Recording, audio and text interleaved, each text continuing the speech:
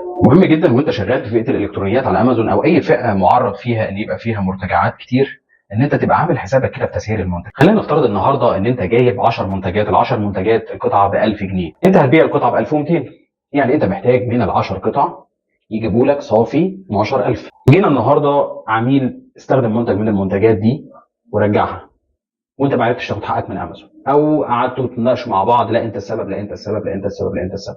انتوا عارفين انه في السوق المصري للاسف ثقافه المشتري مش زي الاسواق اللي بره. يعني احنا عندنا المشتري بيستغل موضوع ال 14 يوم بتوع حق الارجاع دول، وممكن يستخدم المنتج 10 ايام ويرجعه لك، او يرجعه لك متبدل، او يرجعه لك بايظ، او يبوظ الكرتونه ويرجعها.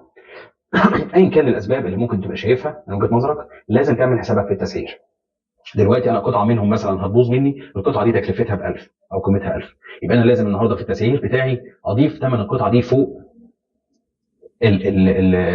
فوق ربحي. يعني النهارده لو انا كنت انا جايب 12000، لا انا اعمل حسابي انه ال10 يتباعوا ب 13000، يتباعوا ب 13000 ونص، يتباعوا ب 14 لو هم قطعتين، وهكذا. لازم ابقى عامل حسابي في الموضوع ده اثناء ما اجي اشتغل عموما في فئه الالكترونيات او اي فئه من المنتجات فيها حجم المرتجعات كبير، وتحديدا الالكترونيات. تابعوني الفيديو الجاي.